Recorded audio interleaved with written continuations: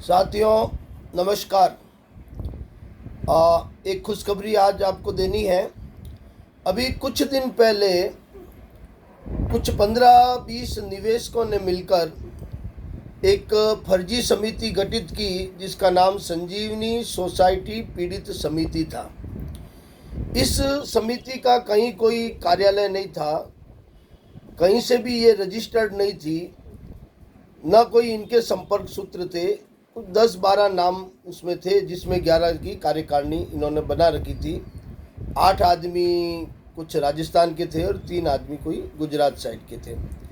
इस संजीवनी सोसाइटी पीड़ित समिति ने देश के ख्यातिनाम वकीलों के साथ सुप्रीम कोर्ट में अभी 23 मार्च को एक याचिका लगाई थी 138/2023 और उस याचिका में उन्होंने ये मांग की संजीवनी सोसाइटी का जो घोटाला राजस्थान सरकार में जांच व अनुसंधान एजेंसी एसओजी के द्वारा चल रहा है, उस तमाम मुकदमे को और राजस्थान में जितनी भी एफआईआर दर्ज हो रही है उन सभी मुकदमों को सीबीआई के अंदर ट्रांसफ़र कर दिया जाए। ये उनकी मुख्य मांग थी।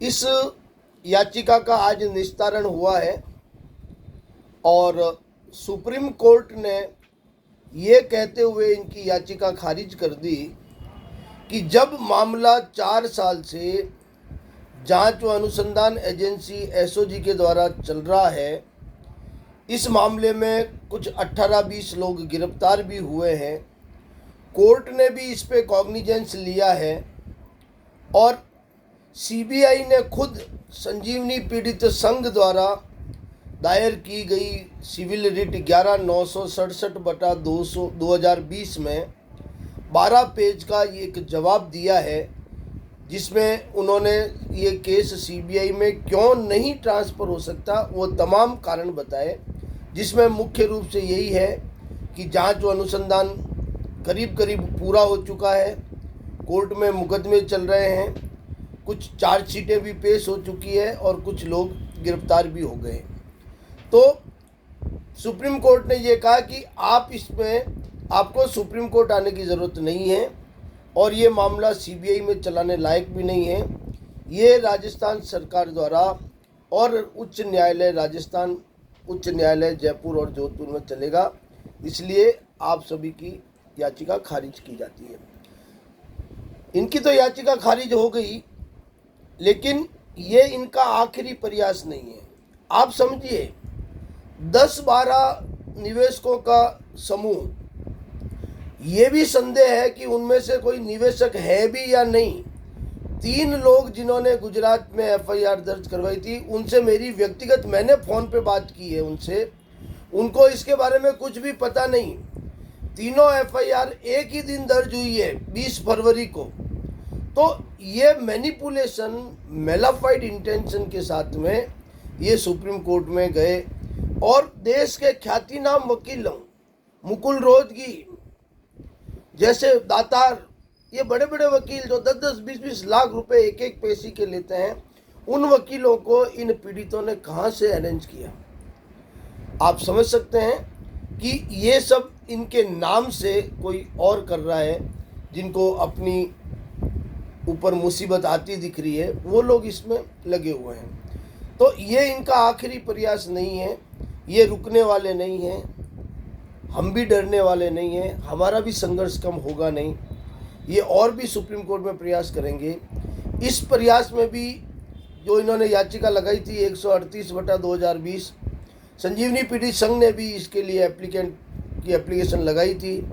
हमारे भी वकील ने बहुत धुआंधार तरीके से बहस की आज, और राजस्थान सरकार की तरफ से अभिषेक मनु सिंघवी जी और सिद्धार्थ लूथरा जी ने भी अच्छी बहस की। कुल मिलाकर ये याचिका खारिज हो चुकी है। अब आपसे ये एक निवेदन है कि 2020-21 में जब से हमारा ये संजीवनी पीड़ित संघ बना 2019 में, हमने एक नाम मात्र की रजिस्ट्रेशन शुल्क आपसे लिया 300 रुपये का। उस 300 रुपये से हमने 4 साल निकाल दिए इन 4 सालों में कई धरने हुए, रैलियां हुई, प्रदर्शन हुए। जयपुर में 18 अगस्त को एक बहुत बड़ा कार्यक्रम हुआ, 800 लोगों का।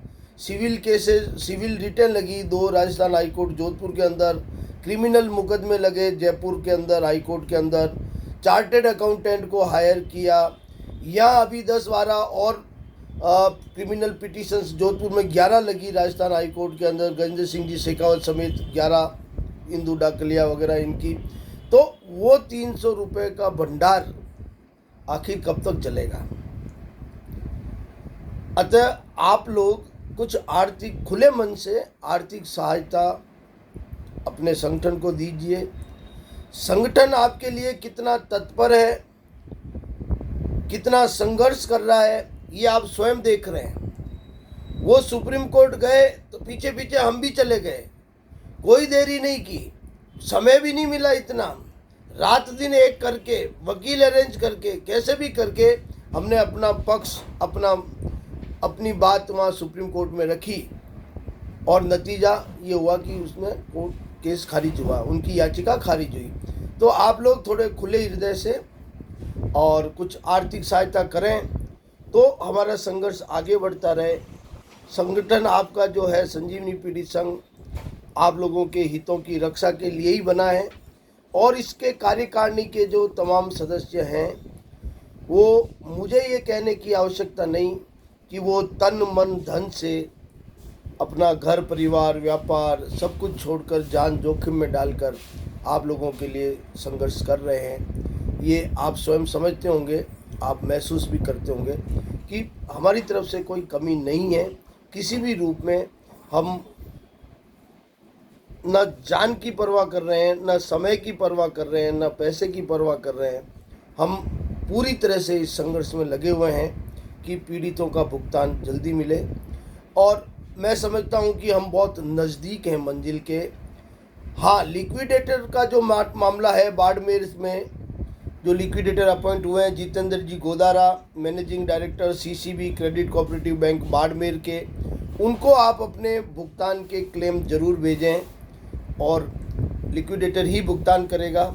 अभी व्यक्तिगत जाने की ज़रूरत नहीं है, आप रजिस्टर्ड एडी से या रजिस्टर्ड डाक से भी भेज सकते हैं। जब वो भुगतान करने की स्थिति में होंगे तब वो आपको अवश्य वहाँ बुलाएंगे, आपकी केवाईसी होगी, फिर आपको भुगतान होगा।